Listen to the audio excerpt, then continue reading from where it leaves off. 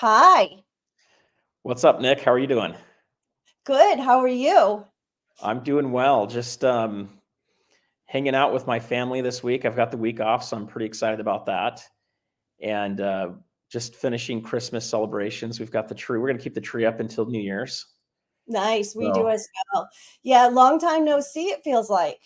I know it feels like a bunch of people have been kind of silent the last several days, which is good. People are spending time with family, or maybe they're not feeling well, which isn't Well, good.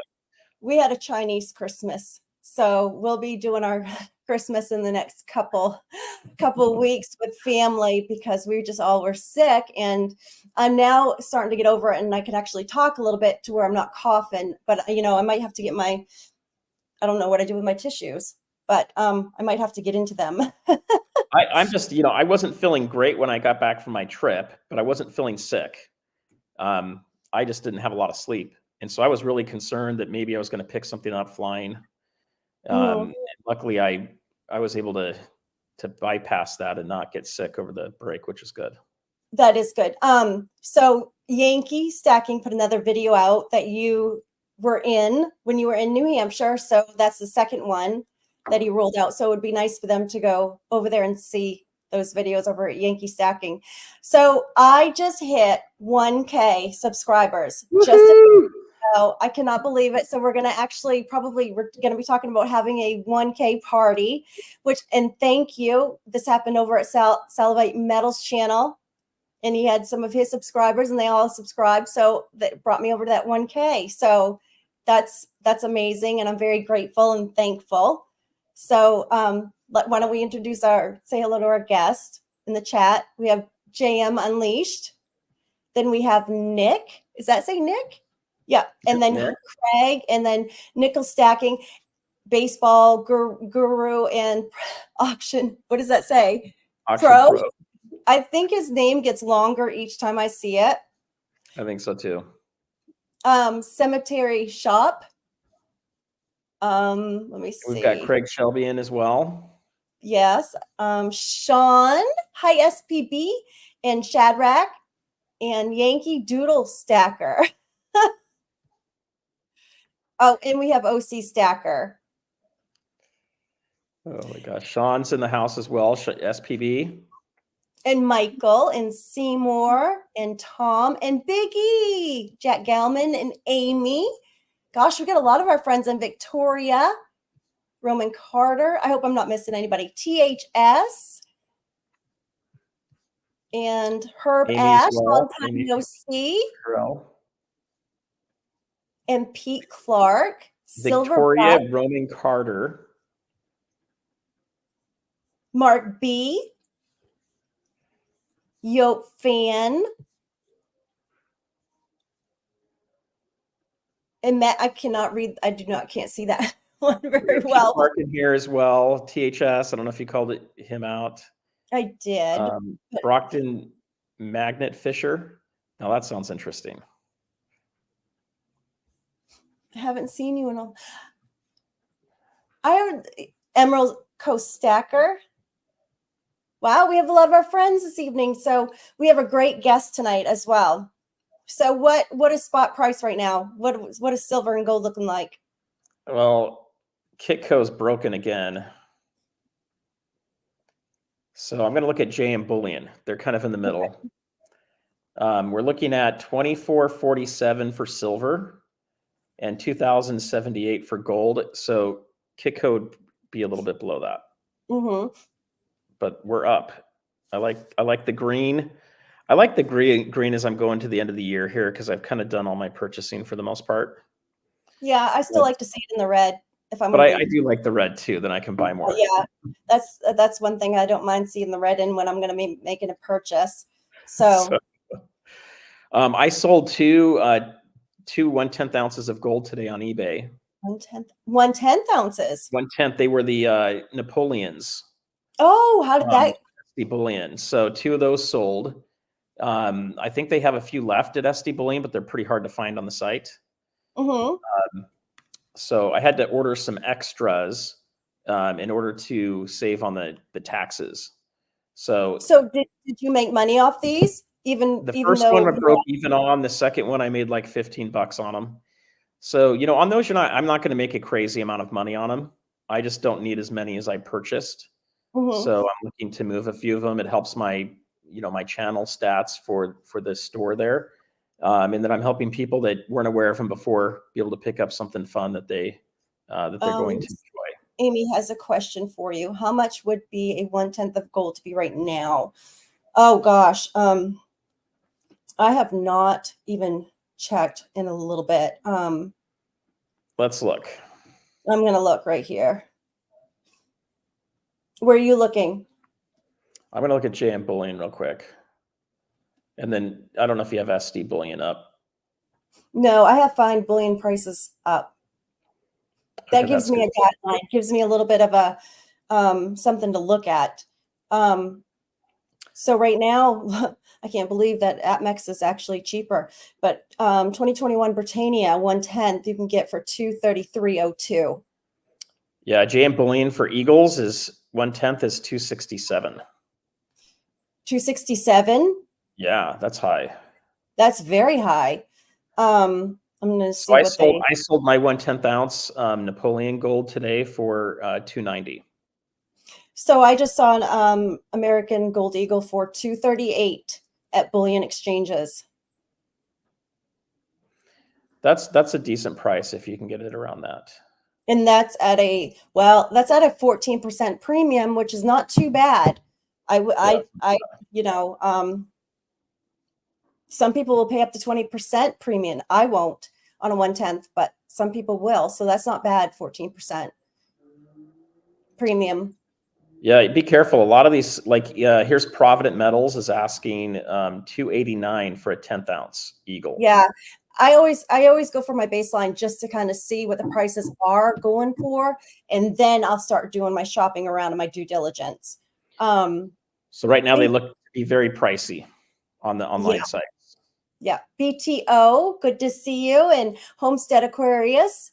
I thought I saw a couple more come in. So want to bring our guest up? Let's do it. Do it. So this is Steve Hampton. He's a very good friend of mine, and we'll bring him up and he can tell us what he does. Hi, AKA Brett. Hi, Steve. Hey, everybody. Good to see you. Good to be seen instead of viewed.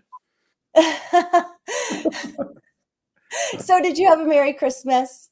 Yeah, it's been kind of a rough week, but yeah, it's we did. We had a good Hampton family, and then with our family, my wife, we had a good Christmas.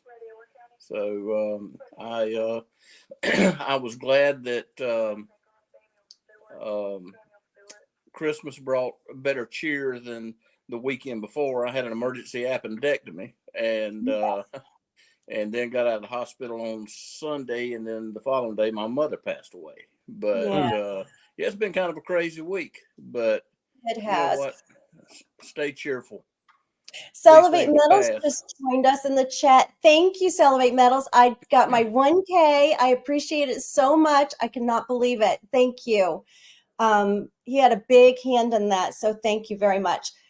Steve, tell us what you do. So Hampton Consultants is a group of companies, I guess is the best way to describe it. I do some gunsmithing. I do consulting on people that's buying guns. I do consulting on people that's wanting to buy coins. And of course, I sell coins and buy coins. Do leather work. Hampton Handcrafted Leather is a subsidiary, I guess, of Hampton Consultants. So, and after this appendectomy, I got shut down on my leather work. I had a week left to finish leather projects for Christmas, including making a purse for my wife. I had 7 projects on the bench, and then unfortunately I only finished one of them. And so everybody's going to get Christmas in early February, it looks like. But I do a lot of things. I've been referred to by several people that if I can't get it for you, it can't be got. So I do a lot of research. Yes, you do. So would you say that it seems like guns and coins go hand in hand? I know my coin store, local coin store, is called Coins and Guns. So do you find a lot of your gun customers are the ones that are buying coins? Yes. And, The one gun shop that was my favorite here in town. In fact, the guy that owned it today would have been his birthday. He passed away several years ago, but he sold coins, he sold jewelry, and he sold ammunition, and he sold guns.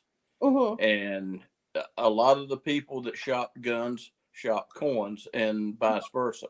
So I don't know really why I do, unless I've got room in the safe. So you got guns taking up a lot of room. Why not put coins on the top shelf?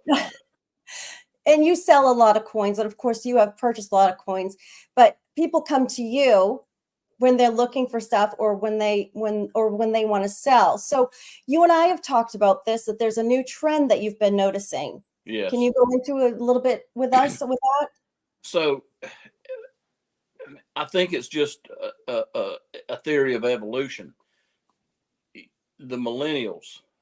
Now my son is collecting quarters. Mm-hmm. And he doesn't want to go out and buy quarters from people so much as he wants to find what he's looking for. So for Christmas, we gave him $50 in quarters rolled up. Mm-hmm. So he can go and do the search. He has at his store, he is a general manager at a CBD store, and he has some time on his hands. So he has 2 boxes of pennies. One's been sorted through, one has not. And he just goes from one box to the next looking for what he's trying to find. And then he's got the quarter. So he's collecting pennies and he's collecting quarters. Mm-hmm. Quarters. Is he looking for particular quarters or particular pennies right now? Well, he's doing the blue books. You've seen the books that's got the. Oh yeah. Yeah. So, and that was stuff that was going on in the 50s and 60s. Because Which I'm surprised, being a millennial, that he's actually interested in putting them in books and actually searching for them himself. Right. And there again, find that very often. He likes guns too, but I mean, maybe that's something that's genetic. He's been raised up around it. But see, I'm finding people that's selling coins, and it's numismatic values, not stacking silver.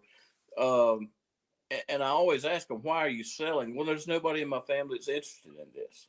Okay. Even my grandkids, you can't seem to get it through to them that there's value there. Even if you're just buying it for the scrap silver, it's just not something that they're interested in. They had rather, if they're going to buy gold or silver or platinum or palladium, whatever, they had rather go and buy a bullion piece. And it's like I told Nick, there's still hippies around, but when's the last time you saw one? I was raised up in the 60s. All my sister's friends were hippies, and I don't mean that in a bad way. That's what they were. They were flower children, or whatever you want to call them. They're still around. They're in their 70s now, but you don't see them every day, and you're not seeing the guy that wants to get walking liberties every day or whatever. And it makes my business tough on the coin side, because I have very few people that I can call, regardless if I've got bullion or if I got constitutional silver or any kind of collectible. I have very few now that I can call up and say, hey, I've got a whole collection of walking liberties. Do you want to buy them? And whereas used to, I could call the right guy and he'd say, yeah, let me know what you can send me pictures. Right. And attest to this. Yes, because he sold several of my walking liberties that I had, because I had duplicates as I was, collecting, and I have my collection all together now. So it was very easy at the time. So it seems like that transition has just happened. It's been recent, wouldn't you say? Yes. Because a year ago, 2 years ago, 5 years ago, as you go back in time, it was easy to turn stuff.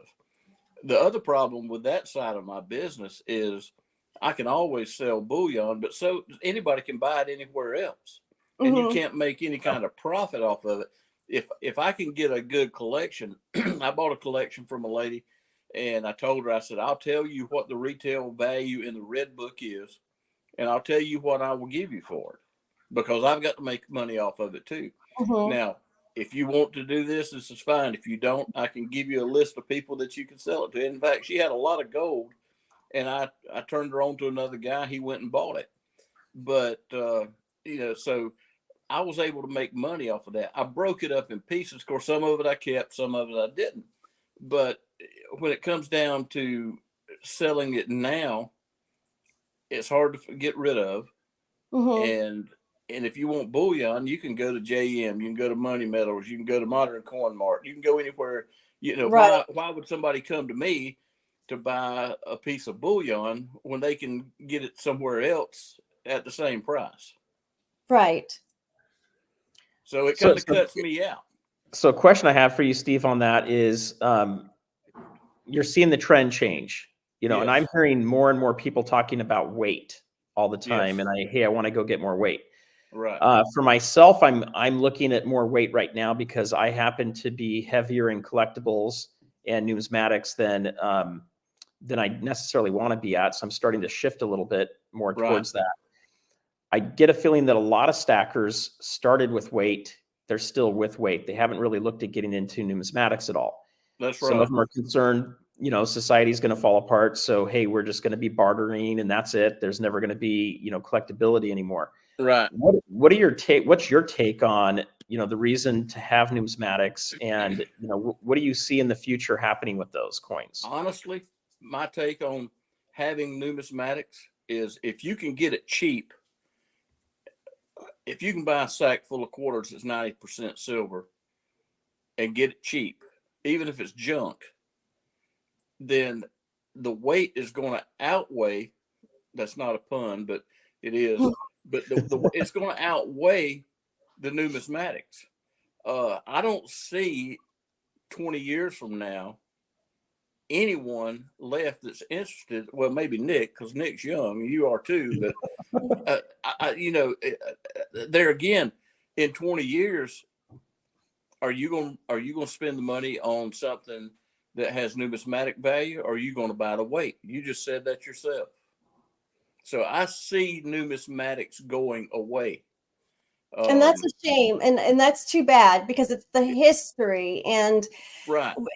But I guess I'm hoping and I'm hopeful we can turn young people into collectors. Now, what's coming out of the U.S. Mint is not going to turn these young kids into collectors, in my opinion, because it's boring and it's not exciting. That's right. But again, the numismatics of old, the old Morgans, that's exciting. So, Well, the Morgan is my favorite coin, but you take, and I have one sitting here. I had a 50-cent piece sitting here. This is a 1964 Kennedy. Where's my camera? There we are. A 1964 Kennedy $50. Mm-hmm. Okay, so that's 90% silver. That's the year that I was born.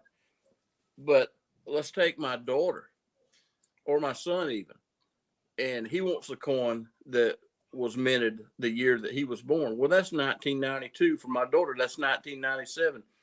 If you can buy a proof and it's worth a little bit, but there's no silver value in there. There's absolutely no precious metal in it whatsoever. Right. I think that has a lot to do with the numismatics falling away. Now, my son-in-law, he loves old coins. He works in retail. Mm-hmm. And he gets stuff. He gets a buffalo nickel, and he gets really excited about that. And I'm glad he does.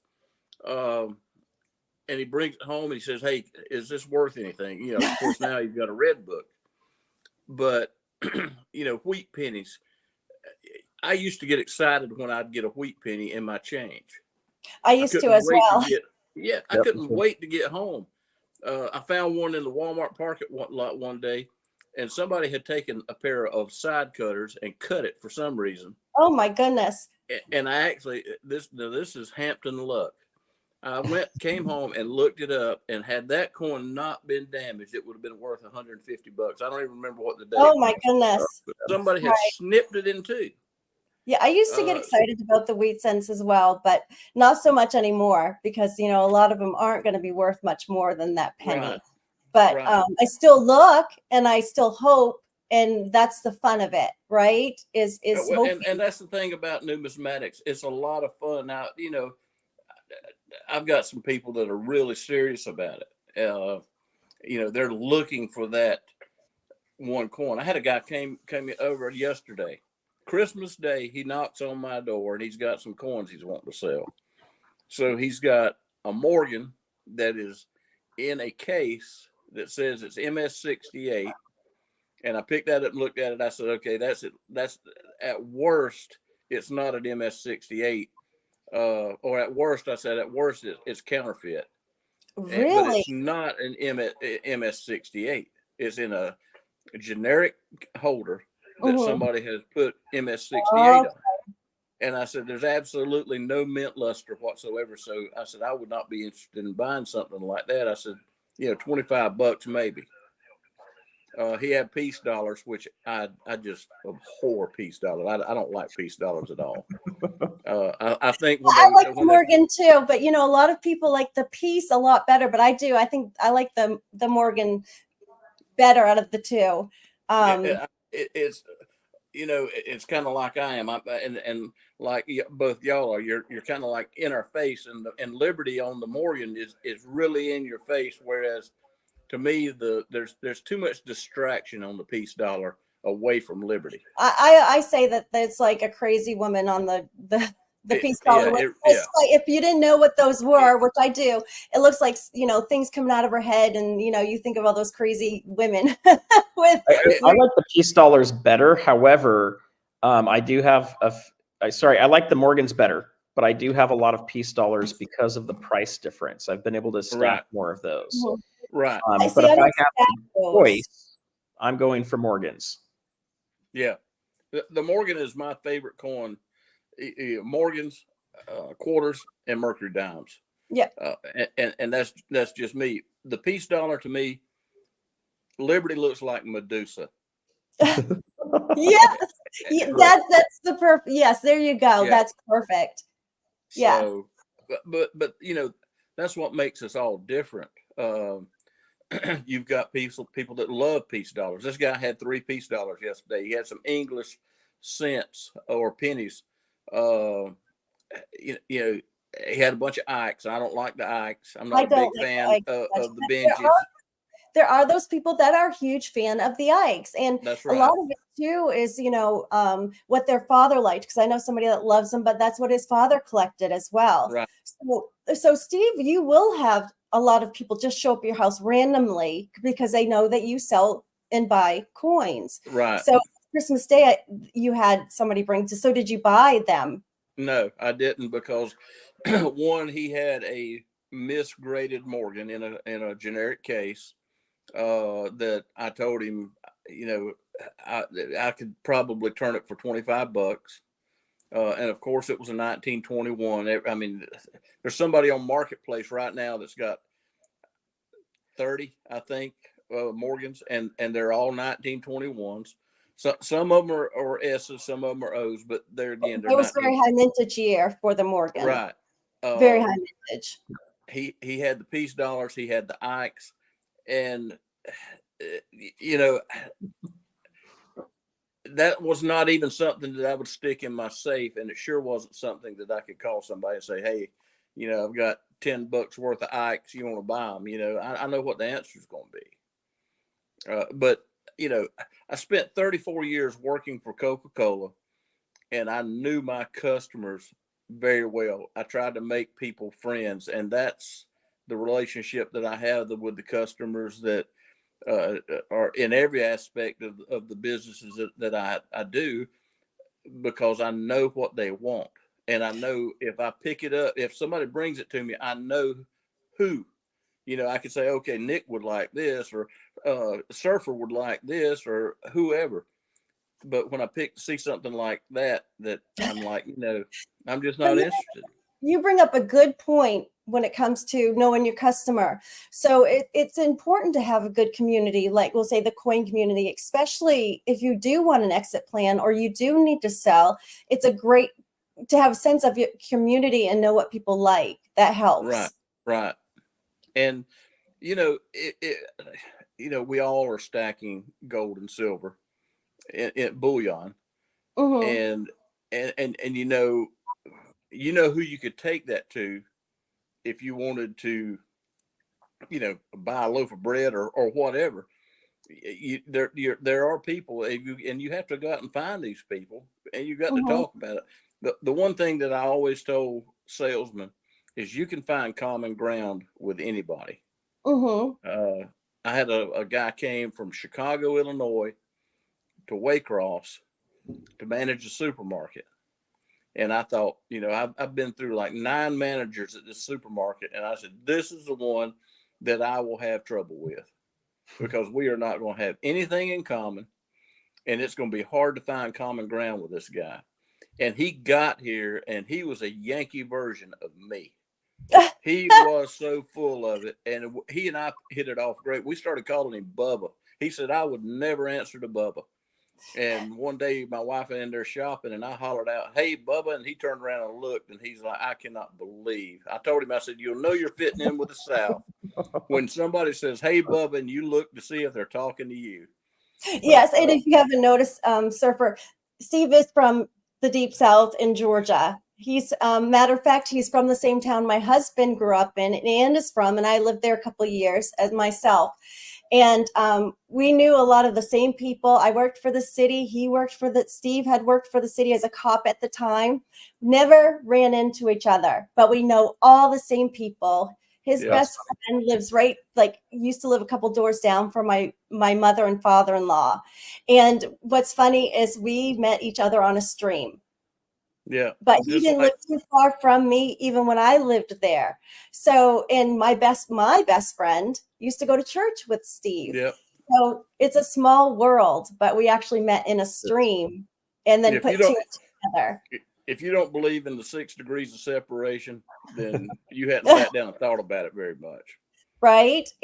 But I have learned so much from Steve and so it's been a blessing for me and unconventional ways as well to collect silver cheaply. For example, Steve and I have talked about going to Goodwill and picking up sterling silver, whether it be a spoon. And I had bought some salt and pepper shakers and I had showed Steve and I think I got them for $5 a piece.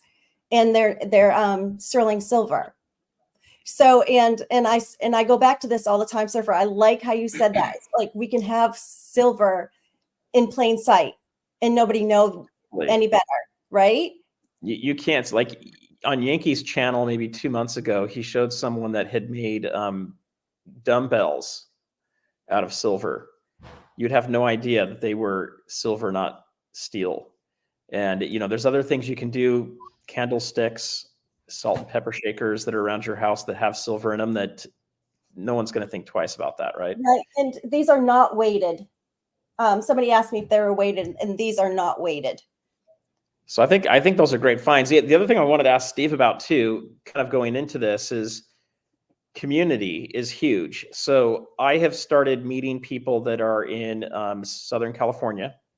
We've started putting people together. We're starting to meet the people that go to coin shows, for example, getting to know each other, and we're finding deals where we may have a little bit more silver from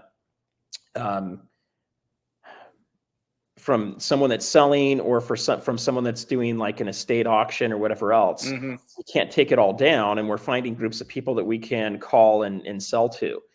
And so kind of going along with what Nick's saying, I think part of it is you can find great deals on your own. But what if you found a whole bunch of sterling silver at a Goodwill store, right? Or Salvation Army or whatever. I think having that community to be able to find people that would buy some of it quickly, or someone that can maybe refine it down and be able to turn it into silver bars would be pretty cool. What have you done to build your community over the years? Well, there again, you've got to talk to people, whether it's on the internet, whether it's getting involved in things like this. A perfect example. I was down on Jekyll Island, which is 60 miles away from, standing on the pier fishing with my We wife. know about Jekyll Island and what happened there. Yeah. So it's the best place to flounder fish on the East Coast, in my opinion. But this guy comes walking up and he starts talking to me. And, you know, I've always told my kids, when you answer the door, you never know who's coming to the door, and you never know who you're talking to. And this guy comes up and he starts talking to me. And he said, I don't know anything about fishing. I don't know what a flounder looks like. And we've got a group on Facebook called Flatfish Fanatics. And I start talking to him about this, and he and I just kind of hit it off. I mean, he was just a great guy. And so I gave him one of my business cards, and he told me that he was a pilot. And I said, well, what plane do you fly? He said, I fly a Gulfstream. And I said, do you fly for a corporation? And he said, I fly for the family that owns the San Francisco 49ers. And I'm like, you know, and this guy okay, now I know where this is going. Yes. This guy gives me his phone number, and we've texted back and two. He's checked on me while, you know, I had this appendectomy, and you know, he's just a great guy. So here is some South Georgia redneck that has bumped into the guy that's flying the DeBartolo family around. And I was like, you know, this is the coolest thing in the world. And this is when I was telling Steve about my flip coin, and I was all so excited about it. And then he went into his story about how he met the 49ers pilot, or the people that own the 49ers. So that was interesting. And they were the owners were on Jekyll that day as well, right? Yeah, they were fishing. Yep. And he flew them down there. He didn't have any interest in fishing, so he's just out doing his thing, you know. And he stops and talks to us. He didn't go any further down the pier. I mean, we're fishing in pretty shallow water. And, you know, we talked for an hour. So there again, you never know who you're talking to. And he's like, you know what? He said, how do you feel about the whole assault weapon thing, the assault rifle thing? And I said, well, first of all, AR-15 does not stand for assault rifle. It stands for Armalite rifle. Armalite is the first company that produced it. And by the time the end of this conversation, he was like, you know, the next time I'm down here, I want you to teach me to shoot. And I said, as a pilot, especially flying who you should, and I'm sure they have bodyguards, I said, you should have a weapon on board. You don't never know who's going to get on. So, you know, here's a guy that's never met me before. I've never seen him before. And, you know, when we left, I always say, I told him, I said, thanks for proving my theory that there are no strangers. There's just friends I've yet to meet. And when he left, we were friends. And like I said, we're keeping in touch. So, you know, if this guy wants something, a leather wallet or something, there's a good chance he'll call me. You know, if he wants to buy a gun and he wants information, there's a good chance he'll call me. He wants some coins, he'll call me. You know, maybe he won't buy it from me, but at least he will get the kind of advice he needs. Created quite a business by just word of mouth. And yes. You don't have a website. You're not on YouTube. You don't do any videos, but you have quite a customer. You have a vast customer base, and you have a lot of people that call you, and it is word of mouth. And so, you know, what people, you know, need to understand is that word of mouth is still very important when it comes to advertising. Well, it is huge. If I make it personal with you, and I'm not a jerk to you. I mean, how many times have you walked into a coin store or any other store and you ran into some jerk and it made you not want to buy anything from you? I can think of a coin store right now that I would never walk into again. Exactly. So, and you're seeing there again, there's another trend. You see the younger generation that's working in retail and working out in the public that have no desire to be nice to you. They act like they're doing you a favor. Right. And like, you know, I've always said, give me 30 minutes and you'll love me.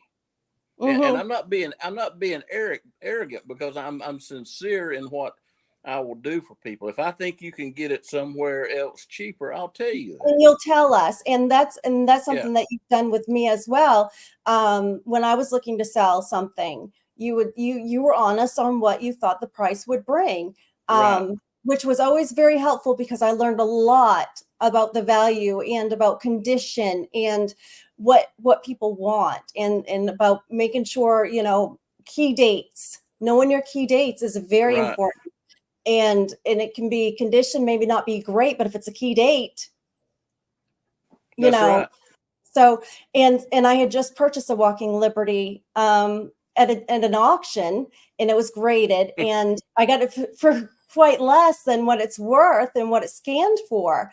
And I noticed something on it, and I sent the picture to Steve, and I thought there might be an imperfection, but he said, with it being graded that high, it might just be the way they're showing on the camera. And sure enough, as soon as I got that coin in, it was perfect. It must have been the camera angle.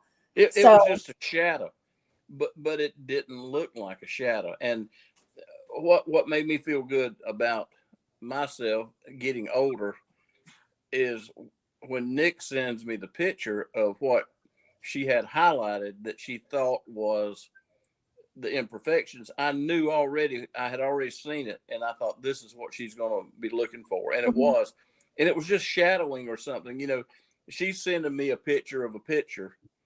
And when you're looking at it online, you've got to keep in your mind that may or may not be an imperfection. and But it's if very it's great, difficult. It's difficult in a picture to determine, yes, though. But he is helping me sharpen my eye a bit. And even before, he knew what I was talking about when I sent the picture. But he says, "Well, what are you talking about? You circle it." And you know, he'll make me do it first.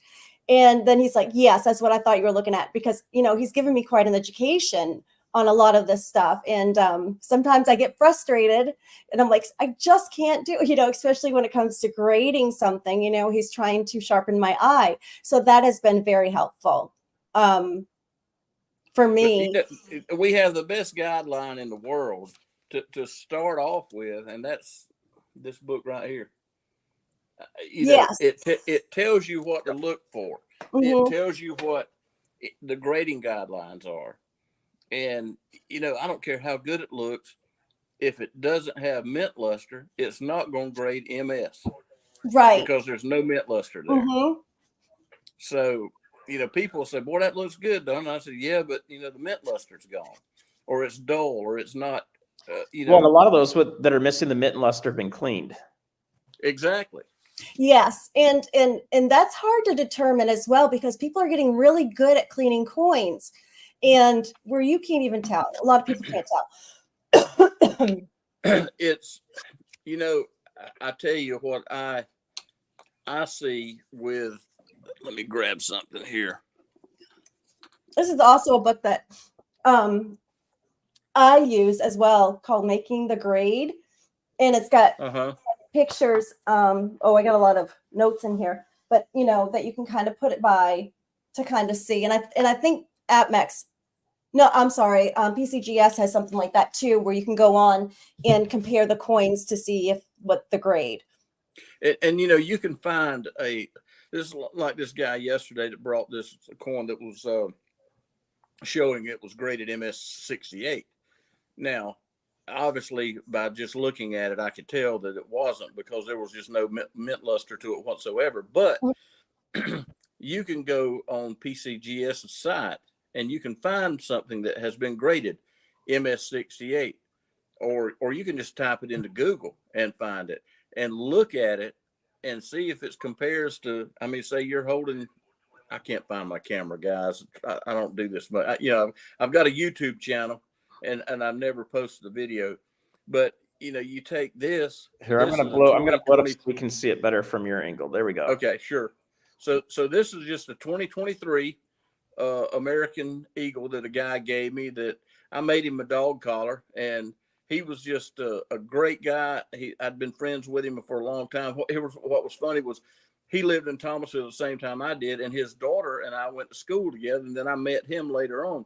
But I made this dog collar for him, and I wouldn't let him pay me. And I probably would have charged him $30 for the dog collar, and then he gives me this brand new 2023 Walking Liberty, or not Walking Liberty, American Silver Eagle, and it sat on my bench until now. It doesn't have that pop to it, but had it been put in the case, maybe it would have. People think because it looks great or because it's old. I mean, and I don't know if y'all ever watch Pawn Stars, but Rick Harrison on Pawn Stars has told people before over and over and over, just because it's old doesn't mean it's worth money. I mean, right. I'm the perfect example of that. I'm old and I'm not worth a whole lot, but there's tons of stuff out there that I collect tobacco pipes, I collect telephones, and our late sheriff was a big telephone collector, and I've got telephones everywhere that's none of it plugged in, but there's somebody out there looking for something that you've got. Right. You just got to find that guy. You don't mind? We're going to open up questions. If anybody has any questions for Steve in the chat about coins, or if they have coins to sell, and if you can offer some guidance. Sure. You do have quite, I mean, you've been doing this. How long have you been doing this? Quite a long time. I had a great uncle that was collecting coins, and my first recollection of knowing what he was doing, I was 7 years old. Mm-hmm. And I started about 10. I started trying to find what I liked. And, I didn't even know Morgan dollars existed then. I didn't know, I knew about wheat pennies. I knew about Mercury dimes, Buffalo nickels, because in the early 60s or late 60s, early 70s, you could still find that stuff in change. I found a Canadian maple leaf in a Coke machine one time. It was small. I guess it was a quarter ounce. Somebody had shoved it in a Coke machine, and the guy that was working on the Coke machine was in there digging it with a pocket knife. I mean, he ruined the finish on it, but you still got a quarter of an ounce of gold there. And he said, if you get that out, you can have it. He had no idea what it was, but I did. So the other question I have for you, Steve, is how do people get in touch with you? Are you looking to build your network? This sounds terrible to say, but I tell people, I give them a business card and I say, don't give that to anybody else, because I don't need any more business. I've got a lot going on, and like right now, this is unfair to you guys. I saw that. The coins are something that just comes along to me, just like the guy yesterday. The leather business is really what I'm focusing most of my time on right now. But if a guy walks up here tomorrow with a suitcase full of coins he wants to sell, sure, I'll take the time to sell. And they normally do. I mean, I'll talk to Steve and he'll say, I'm through with the coins right now. And of course, he's not through with the coins right now. He's always got somebody showing up with a coin collection or somebody that inherited something, and he'll go through a huge collection. So Silver Heist, he got a sterling silver candlestick for $3.99 at the thrift store about a month ago. That is so cool. That's amazing. Because so did we. And yes, that's right. You told me that. My wife just sold it last week on eBay for a lot more money than what we paid for. People will take stuff to Goodwill. We bought a set of china that was worth $3,500 for $150 at Goodwill. It was all platinum trimmed, and people don't care. That they will throw stuff away. They will take it to Goodwill just because they don't have the time, and they don't have the time because they're just too interested. They don't realize this thing right here. This stuff is worth. A lot of this sometimes still the silver is toned and it looks dirty. So I had purchased, and I just got in. And I wish I I had even sold one to Steve, but a Tiffany's necklace that was brown. I thought it was a brown Tiffany's necklace, and all I knew it was Tiffany. So I got it for really cheap. I took it to the jeweler, had it cleaned, and it was the pearls of the silver pearl necklace that is very, very popular with Tiffany's. And I sold it to Steve. But had I, gotten it for, not gotten it. Did I get a good deal on that? I don't even remember. You did get a good deal on it because you did. And so just the other day, I picked up at auction again a Tiffany's bracelet, and it was all tarnished and all that stuff. And I just had it polished up at the jeweler's, and it's beautiful. Looks like you just get it off Tiffany's website. So people don't realize, of course, I always look at that Tiffany's name, and I just know the name means money. So when I got this bracelet, and it says on the charm, it says return to Tiffany's. So it's one of those really popular bracelets. So I'll be having the jeweler clean that for me, and I'll be selling that and showing Steve soon. The other thing I think too is it's the neighborhood you go to where you're at the thrift store. I don't live that far from Newport Beach, and I guarantee you the stuff people are giving away in Newport Beach is a lot nicer than the stuff probably even where I live. That's so right. Oftentimes you can find some not only great deals, but some amazing stuff that's coming from houses that to one person, they just don't have any interest in it. They don't know how to clean it. It's not their style. They decided to just donate it. They're either getting a little tax write-off or they just wanted to get rid of it. Anytime you're close to a popular beach, that is the best Goodwills. This all started with us, with our pottery that we collect, was in Yulee, Florida, which is just over the river from Amelia Island. And I found this vase, and it had a handwritten, hand-painted serial number on the bottom of it. And I told my wife, I said, I don't know what this is. It had half of a sticker on there. And I said, I don't know what this is, but it's got a hand-painted serial number on it. So we bought it and paid $2.99 for it. I come to find out it was a Hager vase, because I did the Google lens on the sticker on the bottom. I couldn't have told you what a Hager was. I had no idea. We'd never collected anything like this before. I did the Google lens on it, and it said it was Hager. So then I started Googling the style of vase that it was. It was worth $180. I just paid $2.99 for it. Wow. Now, we haven't sold it. We have bought so much pottery at Goodwill, and then we had to stop and start buying china cabinets because we ran out of places to put it. We've got decanters. I bought tobacco pipes. And Goodwill.com or shopgoodwill.com is a good place. Now, you're going to compete with people that's got a deeper pocket than the ones that you're going into the store actually. But you can find all kinds of stuff on shopgoodwill.com because people just get rid of stuff. That's the generation that is living right now and coming up behind us. They want stuff now. They want it shiny, and when it's not shiny anymore, they want to get rid of it. It's not shiny. They don't think it's valuable. They don't know it's valuable. So we have a question for you. I have one on the screen right here. I have no idea how to pronounce that. And then I also have another question for you. Which pre-33 gold coin is the most asked for? And then we'll get to the one that's on the question that's on the screen.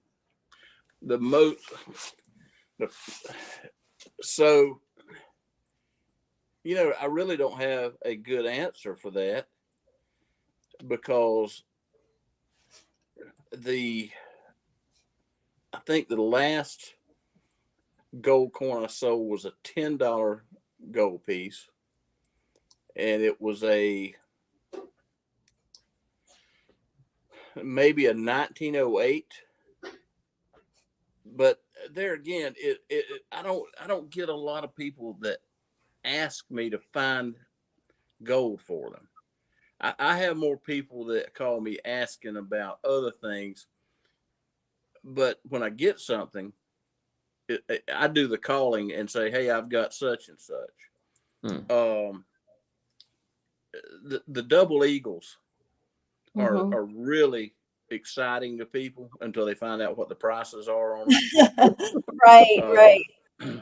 This guy that had the coin shop, his wife wore a double eagle around her neck. It had a half-inch braided gold chain, or made into a bezel, and then he had Nice. a chain. She had a chain. It hung down mid abdomen. I mean, there was a lot of gold weight there.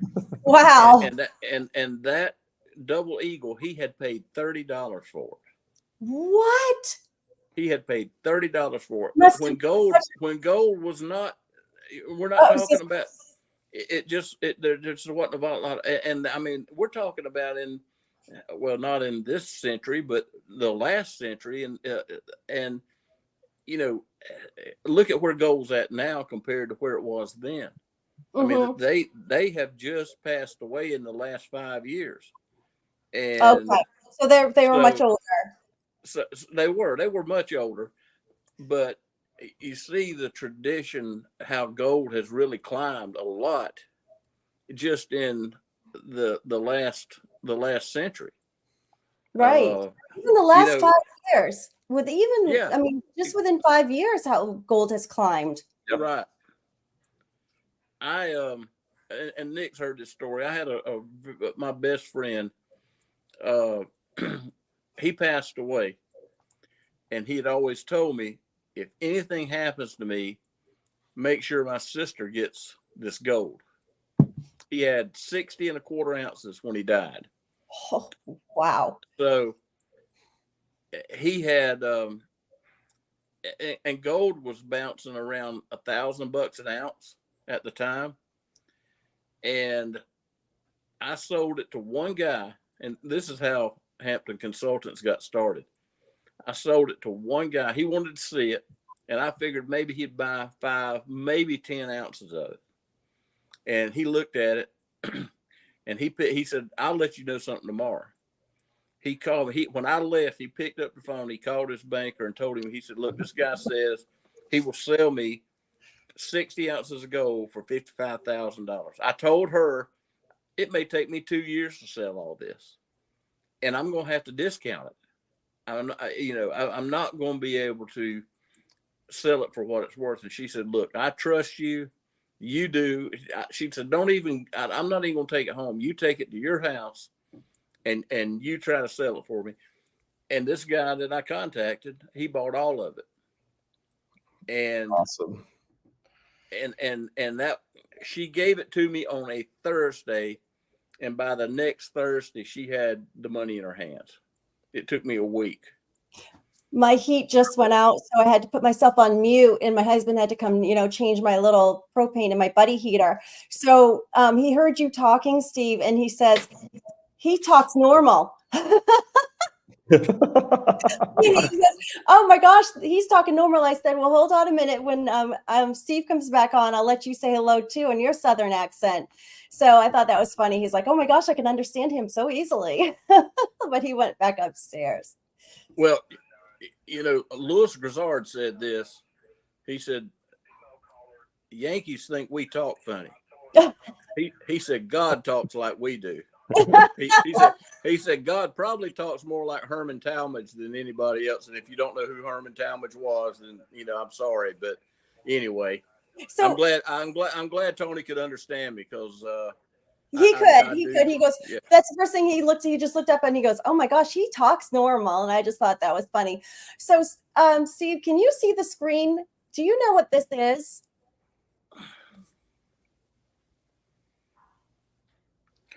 Okay, first of all, I would say this: don't get anything, don't assume value on anything on eBay.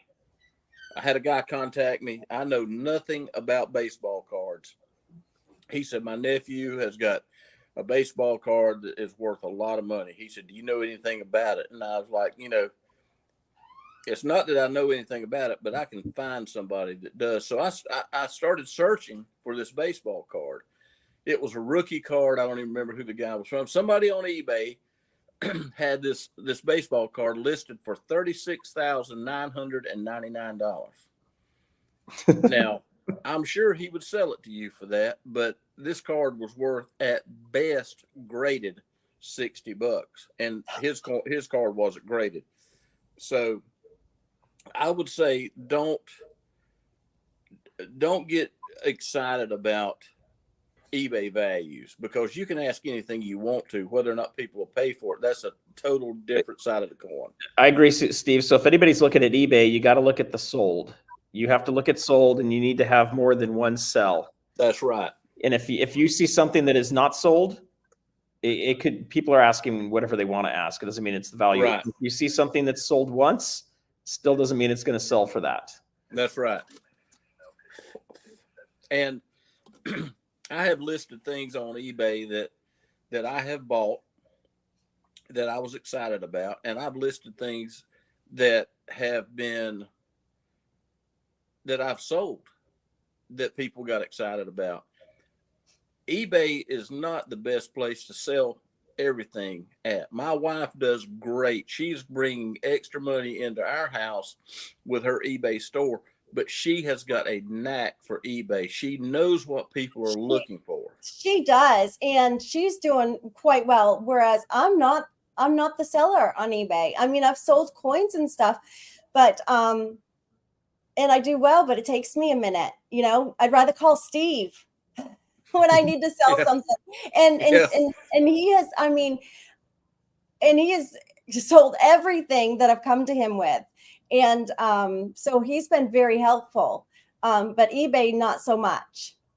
eBay is just not, you can go on eBay and you can go on shopgoodwill.com and you can find tobacco pipes. I've never bought any of those from either one. But people see things on eBay and say, well, you know what? I've got one of those. Well, you know, you can look at a tobacco pipe, and if you don't know anything about tobacco pipes, they all look the same. And I'll give you an example. I know we're going off base here, but Hi, freaking awesome. Real quick, while he's looking for that, Nick, I wanted to put a quick bug out for our show on Saturday. So, and Steve, I think you're going to like our guest that's coming on Saturday as well. He's here not too far from me and works for a company called Tangible Investments. And they have a showroom full of like antique lamps, furniture, china, nice. collectibles, and then they also do a lot of like pre-33 gold and other numismatic coins in their showroom, and they do quite a bit of selling and buying of that. But that's going to be next week, this coming Saturday at 6 o'clock Pacific, 9 o'clock Eastern. And I think that's one that you might actually enjoy quite a bit, Steve, watching and seeing. We're going to do a little bit of a view of their shop ahead of time, and then we're going to have some Q&A at the end. Nice. We've had a lot of other guests come into the chat as well, and I know I'm missing a lot. And Shiny Man, and thank you, JM, and Steve LaPointe. I saw Steve Woods, but we. And Check Stacker, freaking awesome. The Numismatic. We've had a lot of guests come in, and also, while I have a minute, Shiny Man sent me this round right here that we got from I believe it was on Black Friday night. And so I wanted to thank him. And then I also put in a link in the chat for his niece. She's got a really cute channel.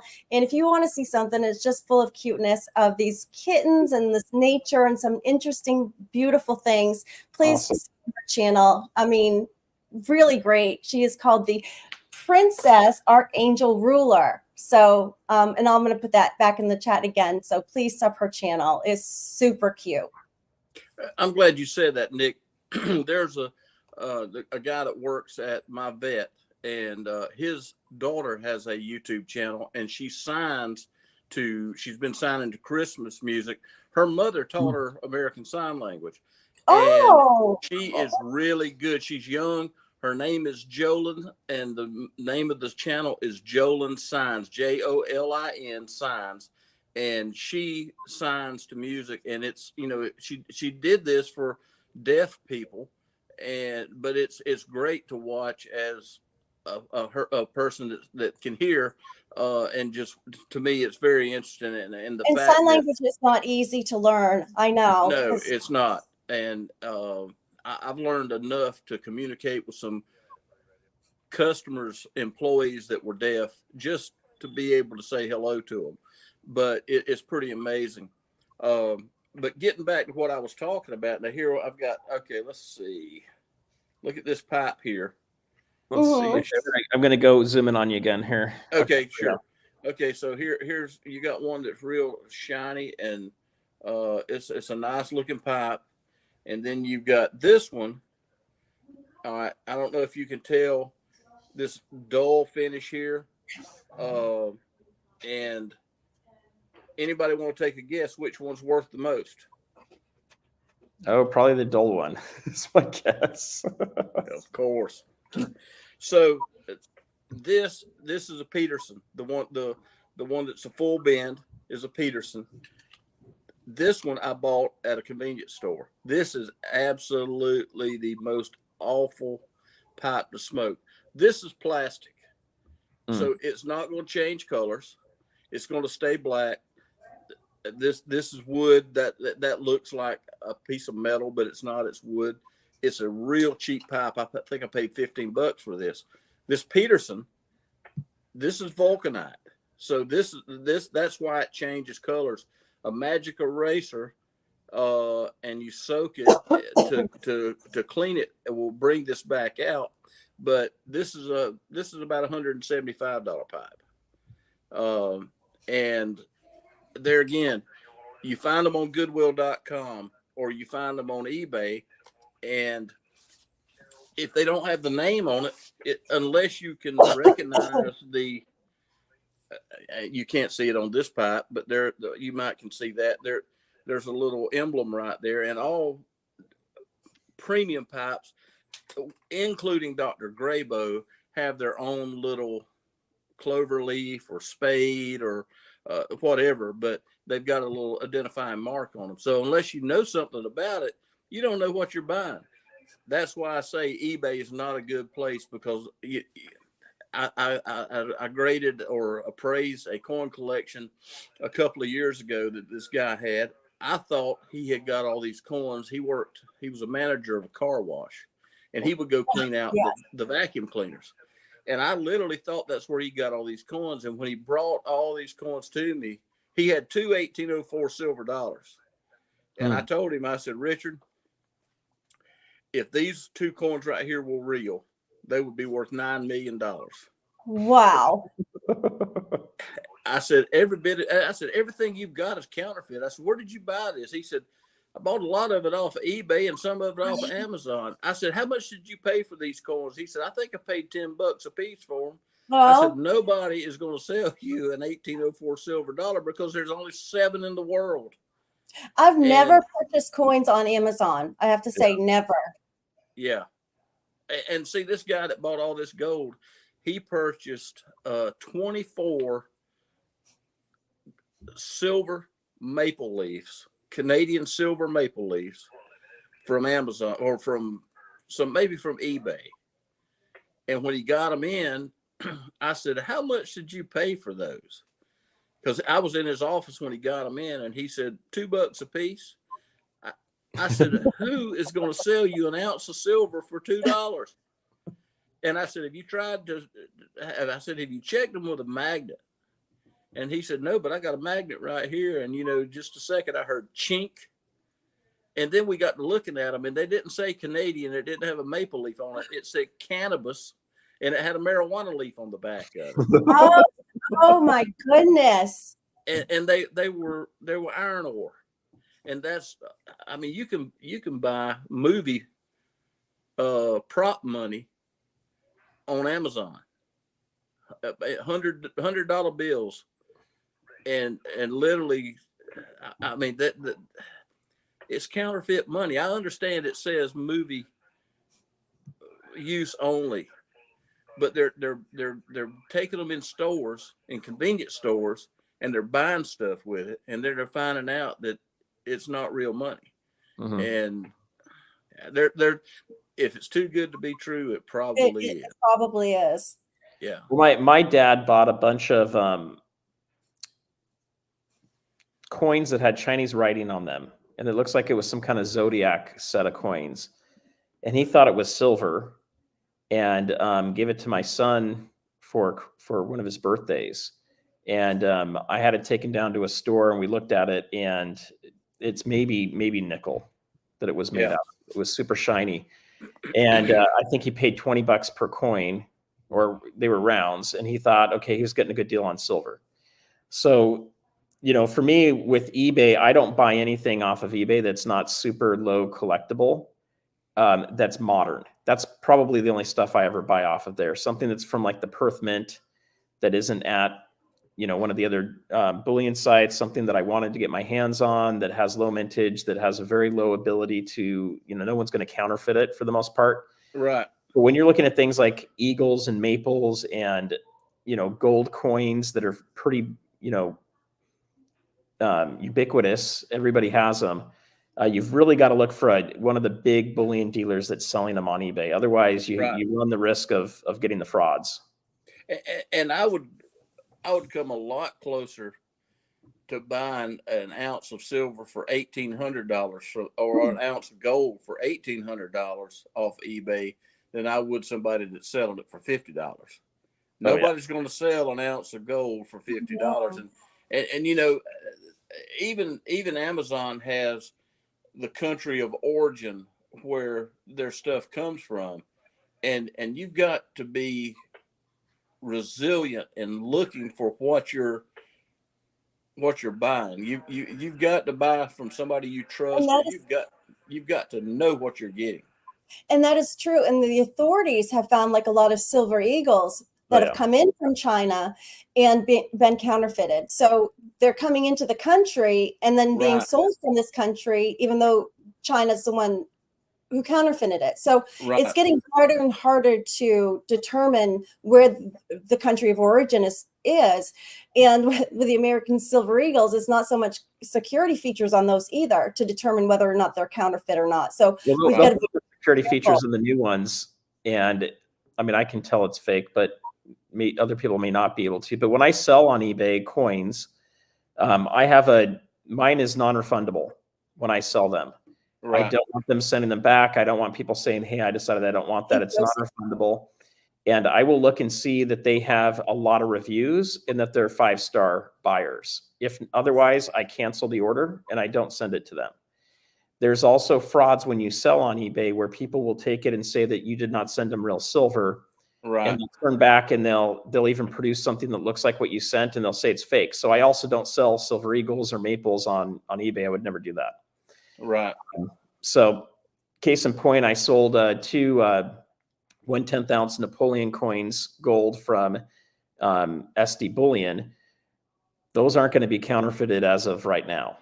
And so they will go. I looked at both of the buying records. They both have 300 to 400 5 stars.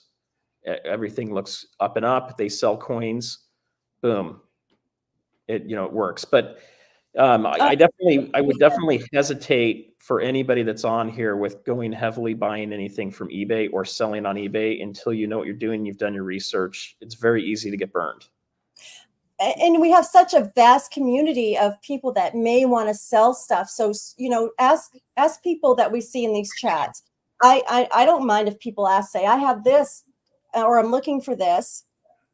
Would you like to make a deal? I don't mind that because we've got to use our community. It says, I have a question. It says, will counterfeiting kill our hobby? I don't think so. I don't think it will. Not if we're being smart about what we're purchasing. That's my opinion. It's not going to kill it for me, and it's not going to kill it for you two guys. But you take a kid that decides he wants to get involved in numismatic collecting, and he's got $500 and he spends that $500 that he saved, and he ends up getting counterfeit coins. You think he's going to ever buy them again? Do you think he's going to trust me to sell him? The thing I like about buying stuff from people locally, or the people that I have connections with, or selling to them, and not having a website and not doing it online, is I can be discriminatory. I can, like this guy yesterday, I said, I'm not interested in your coins. I think this is counterfeit. I think at least the holder is counterfeit. But if you get online and somebody buys something from you or sells something to you, and you end up with a piece of alloy or a piece of iron, I had just rather do business the way I do business, with people that know they can trust me and people that I can trust to sell to. It's like you said, you don't accept refund. You don't do refunds, and that's smart because a lot of time people just they see things and say, boy, I've got to have this. And hey, I've done this with guns. I get way more spun up about guns than I do about coins. But I see something and I thought, man, why did I spend that money? Why did I spend the money on something? It's because it just popped for me. And I had rather do business the way I do business than get involved with somebody that is going to just say, hey, you sent me something that wasn't real. Or you know, my wife, when she had something just last week that got there and it was broken, and hey, it took me, Nick can tell you, I was waiting on something to come in. There was 50 something entries on the tracking information from the United States Postal Service, and it's still the tracking number was so damaged, the barcode, it's still showing on tracking, and I finally got it a couple of weeks ago. But my wife got this piece delivered, and that she had sold, and it was broken. And I always tell her, make sure you get pictures of it broken. If it's broken, we'll refund their money. But I'm not going to trust anybody to say, hey, I got it in and it's broken. Okay, send me proof that it is. We'll refund your money. But I'm not a big fan of eBay. She has just done really well with it. She's feeling it. I'm just not. I don't have the demeanor to deal with a lot of people that I have not built a relationship with. Steve, do you also get in selling high-end military collectible knives? You know what I have? I sold it was a Green Beret fighting knife just recently. It didn't have the case with it.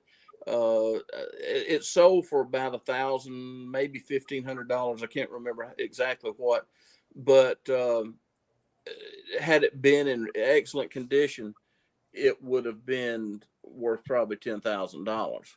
But you come across stuff, and I'll put it to you like this: regardless of what it is, if I come across it and I think I can sell it, or I've got a customer that's interested in it, I'll make an attempt. I do a lot of third party stuff. I'm the middleman for a lot of people. Somebody calls and says, hey, I've got a sugar cane grinder that was made in the early 1800s, and I want to sell it. And do you think you can sell it for me? Well, you know what? I don't know if I can sell it, but I know I can try.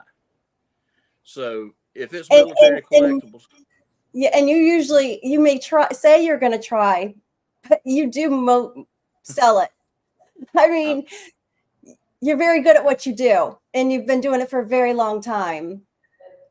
Well, I cut my teeth at Coca-Cola. I learned how to be a salesman with Coca-Cola, and I learned how to build relationships with customers. And I was a cop before, but look, when I was 12 years old, I stuttered so bad you would have been embarrassed the first 5 minutes into this conversation. I couldn't read in front of people. I couldn't talk to people that I didn't know.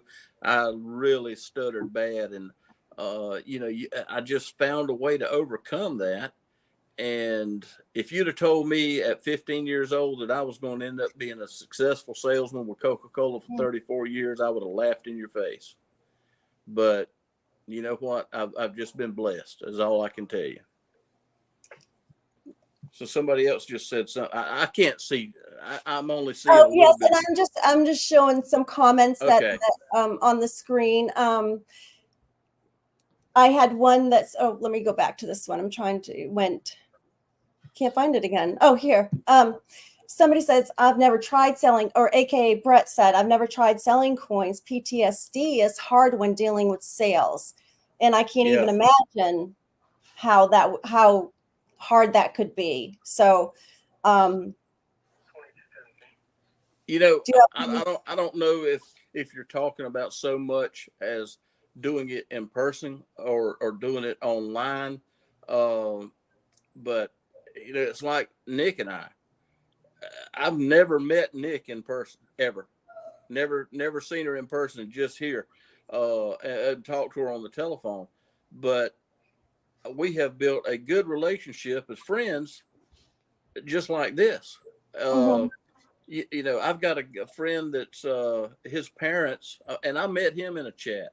His parents were married in Waycross when his dad got drafted. He was getting on a train here, and they got married in Waycross. And me and this guy have never met. He's an author. He's author. He's written several books. Just you can find common ground with anybody. You can Yeah. connect with just about anybody. You know what? If I had to be a thug, I guess I could be a thug. But fortunately, that hadn't been necessary No, yet. and that's where we really should be taking this community and just saying, you know what? We do know one another. We have word of mouth with each other. We've some of us have made deals with each other and they have gone very well. That we should be doing more of that within this community. And I don't know if I see that so much. Yeah. I think we need a better way, Nick, of people being able to find what people are looking for and what people are looking to maybe sell. Right? We don't have a great way of knowing that right now. I don't know what anybody in the chat might have that I might be looking for. There's no great way to know that. Right. And you know, and, I told Nick. Go ahead, Nick. I'm sorry. I was just going to say that times are getting tough right now, and some of us need to sell for reasons of financial reasons. And I think that with us in the community, we need to make sure we're not taking advantage of one another, but saying, hey, look, I've got this to sell because I have to.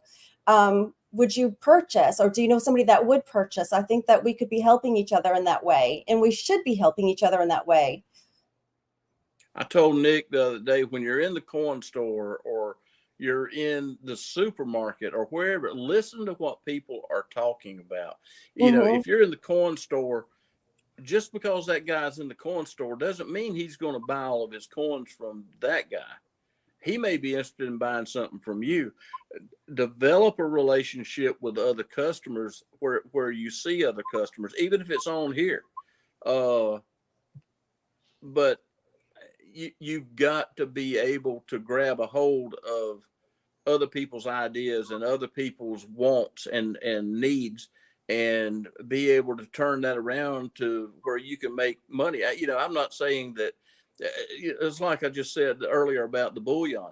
There's no need of me trying to sell bullion because I can't make any money off of bullion. But if I can get a Morgan that I actually bought them in antique stores, and you know, all antique stores, everything in there is owned by another vendor. There's antique stores are just full of different vendors. Right. And I've gone in and you know, if he's got $350 on a Carson City Morgan, ask him if they will call him and if he'll take less.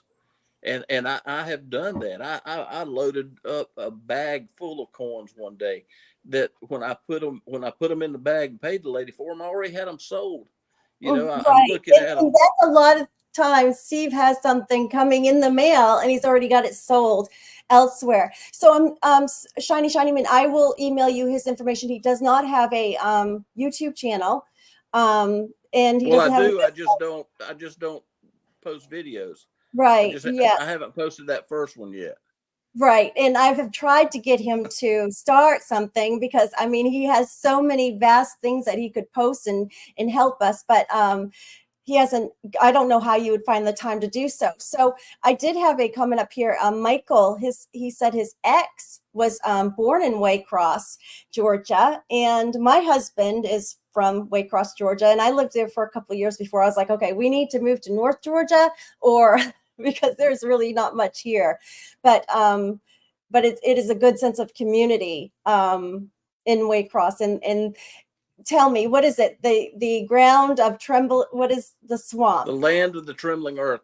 The land of the trembling I earth. live in the largest city, in the largest county, in the largest state east On of the this side, Mississippi. yeah, of the Mississippi. Yeah, I heard that So, all the time. so It's Ware where the County waves is cross. where that's right. That's where the name came from. It's where all the waves cross. If you were in Waycross, you were coming from somewhere else. Some of us just stayed, but I was actually born here. That's why I'm here. Georgia. Yep. My sister lived in Brunswick. Yeah, that's I can just about walk out the front door, yell, and they can hear me in Brunswick. It's about 51 miles away. But Ware County is the largest county in the state of Georgia, but most of it is comprised by the Okefenokee Swamp. Yes, the And that was Okefenokee always my greetings going into chats, is greetings from the swamp, or the Okefenokee Swamp. That's how Right. Nick found me. That's how I knew him. And what's funny is he went into the chat of the only channel that I had watched for a year.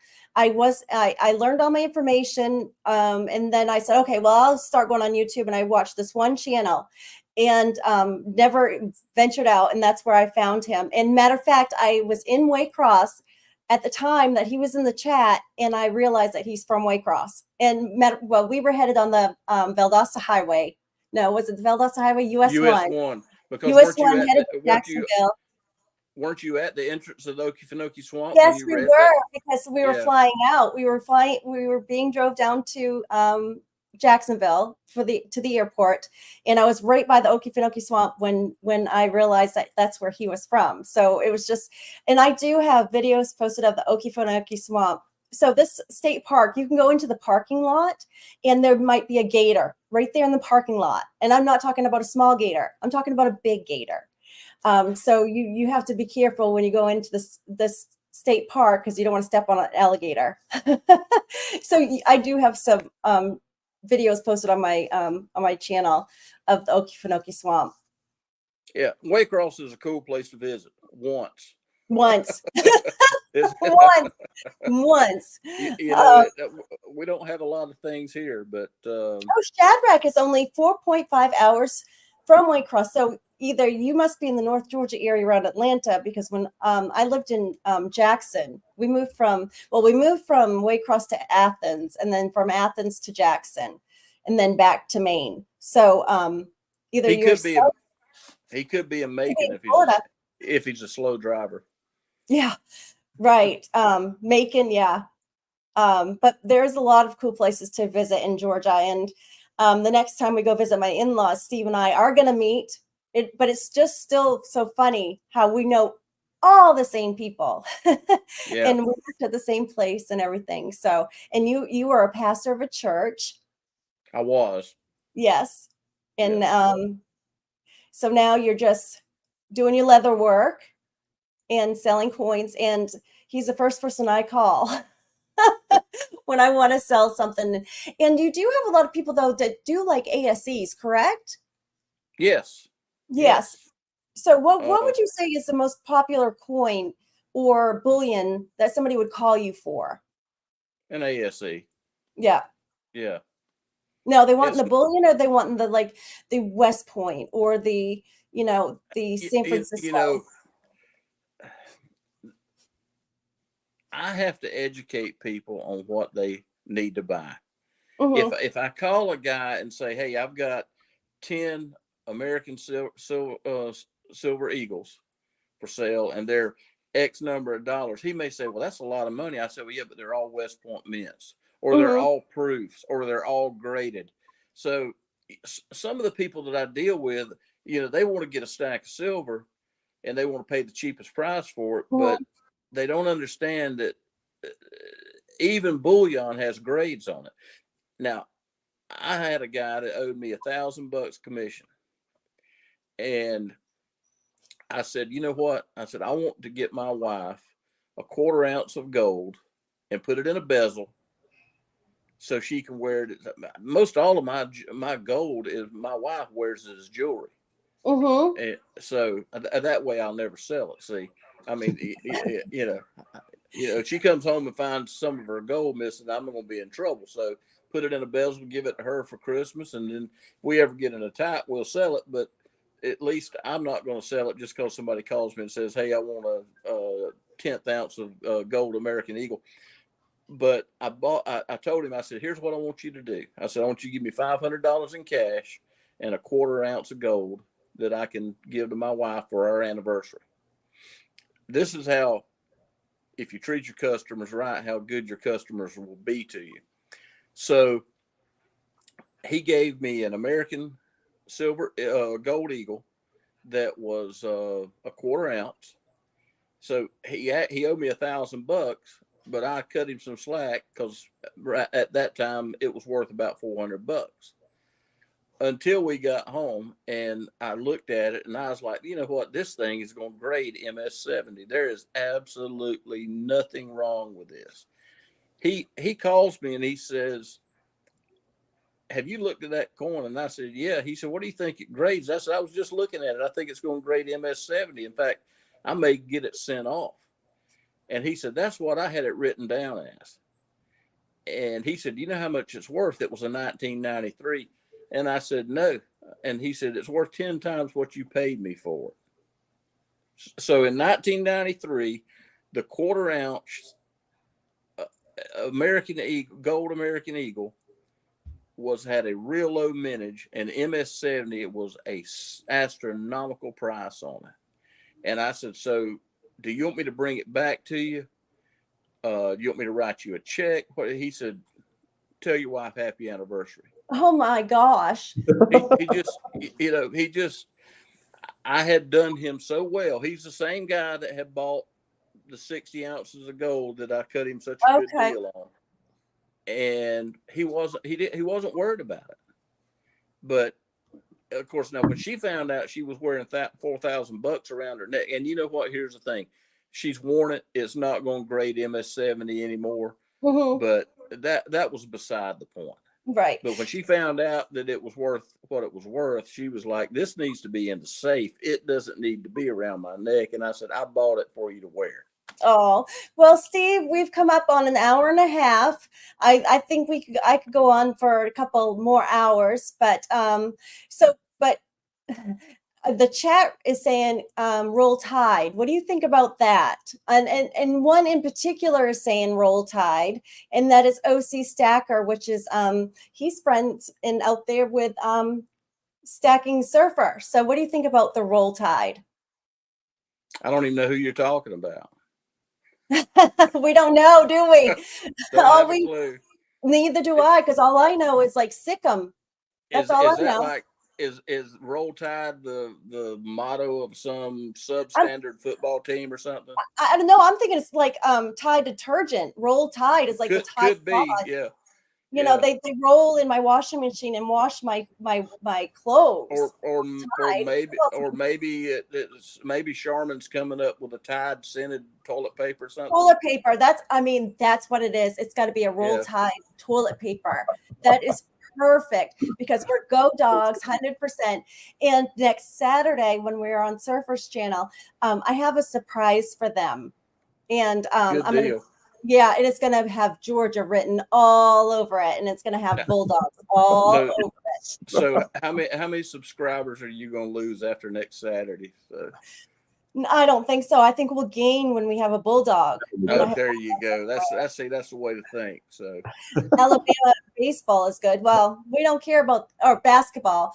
Yeah, I mean the only football team I know that's in Alabama is Auburn.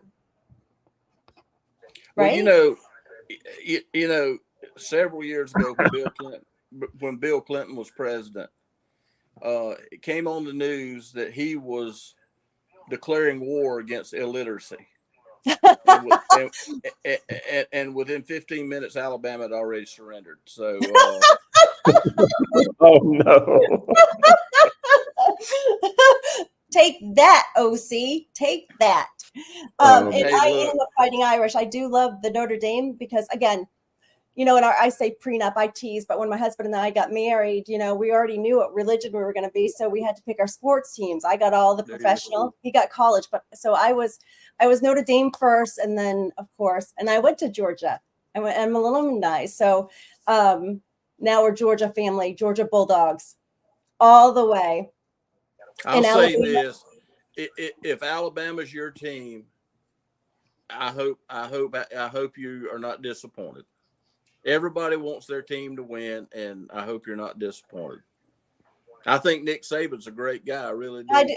I think he's a great coach. I mean, he really is Yeah. a great coach, and the Georgia coach coached with him too, and so did Yeah. Bill Belichick. I mean, so I think that they're all top in their field, and Nick Saban, what he has in his contract, that if anybody else makes more money than him, then he will make more. He's to have more money in his contract because he will be the highest paid college coach. See, that just proves to you he's smart. Smart, I know, right? But So- if I was 72 years old, I think I'd be thinking about retiring. Oh, I don't think he'll ever retire. Do you? No, I don't think so either. No, he'll keep coloring that hair and being on that sideline every single Saturday. But his hair won't go gray. I'll tell you that. Look, if people know you're coloring your hair, you don't need to color your hair.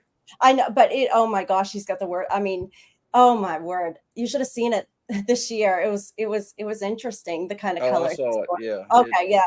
I don't know. Is it a chestnut or is he going for like red? I don't know.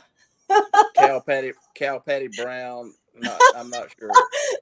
I heard the cowbells, when they got Yeah. a touchdown every once in a while, There you go. Yeah. They need to upgrade over there in Alabama. Oh goodness, guys. Okay, so The jokes Saturday at 6 Pacific, 9 o'clock Eastern. We've got another great guest coming, guys. And anyway, Dale? Steve, it's been great to get to meet you. And Likewise, sir. Talking about you for a while. She kept I saying, talk "Hey, about him all the time because Yeah.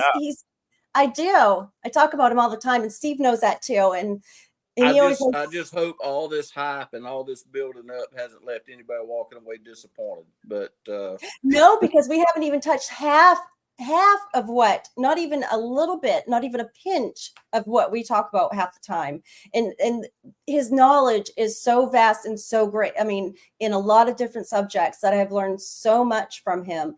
And I don't take that for granted. I appreciate that very much. He's given me quite an education, and he still is educating me. So I appreciate that very much. And don't be misled. I'm not that smart. I just have a photographic memory, so I remember everything. He does. So- And I mean, he's super smart. He is very smart, super smart. So I hope to have him again that'd be and great." and talk about some coins and what he's up to, because it'll be something, I'm sure. Well, I'll just have to say now, my fee doubles when I come back. So Oh, well, we'll have OC Stacker pay for the fee because he's the Alabama fan. there you go. So We'll charge him admission. Well, again, thank you, Steve, and thank you to everyone in the chat. And I know we were, I kind of ignored the chat a little bit. I read the chat, but we were, kind of wanting to get to know Steve a little bit. So we appreciate you coming in tonight and listening. So thank you. Well, thank y'all both for having me, and thank you to the ones that attended in chat. I really appreciate it. I'm honored, and I hope y'all have a wonderful rest of the week and a great weekend, and be blessed. Definitely. you. Merry Christmas, Happy New Year to everybody if we don't see you on Saturday. Good night, everyone.